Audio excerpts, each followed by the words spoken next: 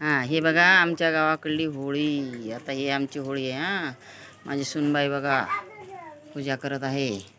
हा हा माझा नातू. हां, हे आमचे शेजारी. हे बघा, ही बघा आमची शेजारची होळी. हां, आता बघा माझी सुनबाई पूजा करत आहे.